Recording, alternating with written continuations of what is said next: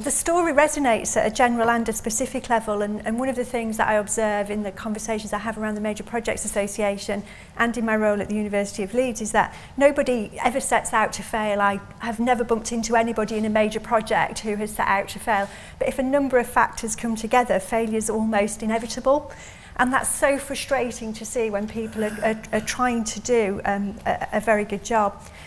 The other thing that I find is that when we hold a mirror up to major projects specifically, the challenges that we find tend to fall into 5 buckets, if you like, 5 areas, and they're to do with governance, requirements, organisational design, procurement and execution strategy.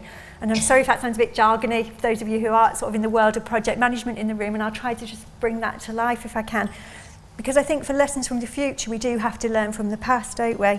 So in terms of governance, there are many themes throughout the reports around how the governance could have been strengthened, things like the independence of the programme board, former chairman of the Major Projects Association in that role, Sir Robert Walmsley. So you'll see if you look at the programme that we've been doing across the world of major projects, there are many of those themes we've already been tackling. An independent review and challenge, I don't think you can overstate the importance of just having that ability to bring in an outside perspective. I think that was, and that resonates in this case. The term requirements I'm talking about being clear about what your end game is. And we heard right at the start from Nick around perhaps there wasn't that clarity from the start. Organisational design, you know, the issues around lack of co-location, if you like, and then that sort of the practicalities that then come with a lack of a one-team feeling sometimes is common again across major projects. And the overstretched capability and capacity is something which again we hear time and time again, not just in the public sector but in the private sector, and not just in the UK but globally, so that all resonates. In terms of procurement, there's a saying we hear often at our seminars, you get the supply chain that you deserve. So I think if the client isn't smart, isn't intelligent about being very, very clear about what they're expecting, you know, you will get what you deserve, and we've seen that time and time again.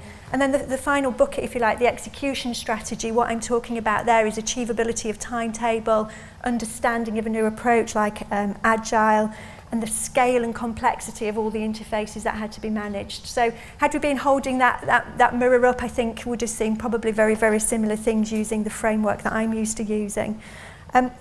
The particular point about a reset, if you like, rather than a cancellation, is again something we've talked about quite a lot at Major Projects Association seminars to sort of test the water across our public and private sector members. One of the resounding messages we get is that it takes real honesty and bravery to pause. You know, in a construction or infrastructure type project, which is my background, people will stop projects if they see a health and safety issue. You know, you'll go onto a site, something doesn't look safe, the project will be stopped. Doing that in a more kind of esoteric sense, if you like, takes quite a lot of guts, and people haven't always had the power to do that, and I do think it's incredibly important. And the big message from our membership is always, although it might feel difficult and uncomfortable, if it could be avoided by using early review points and early warning signs, then try do that. But if not, then do take that step and do reset if necessary. There's an interesting piece of work that IPA Global have done, and I'm sorry to introduce another IPA. We've got 2 MPAs already, and now we've got 2 IPAs, I know, but it's IPA Global, who are an independent organisation. And according to their work, you know, major project failure is twice that of what you might call small projects.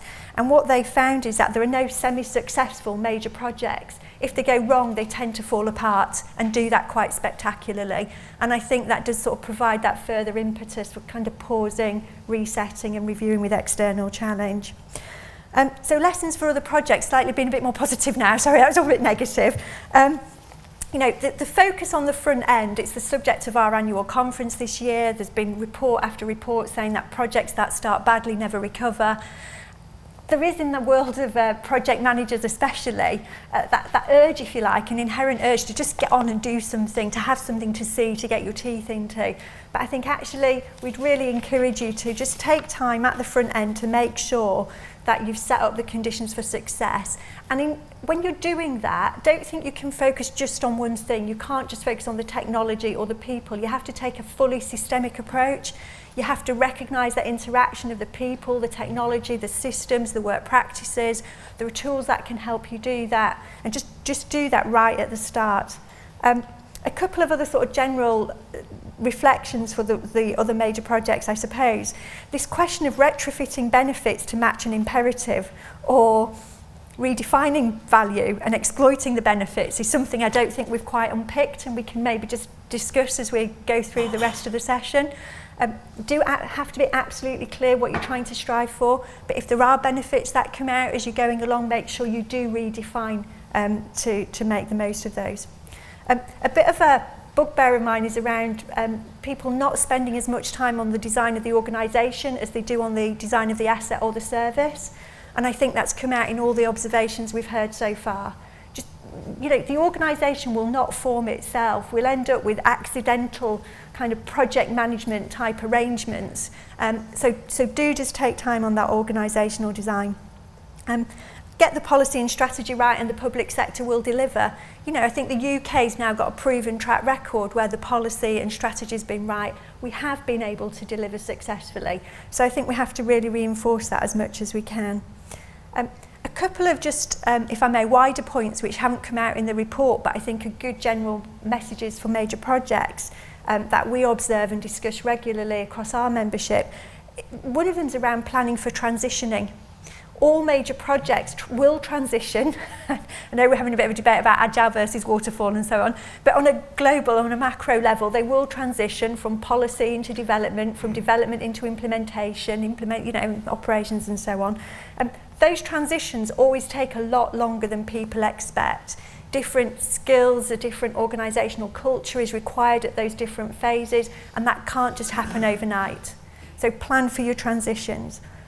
Another point for me is around valuing project controls as a means of earning trust and respect and building confidence. I think sometimes project controls are seen as a little bit constraining. You know, they're trying to hold our project management capability back.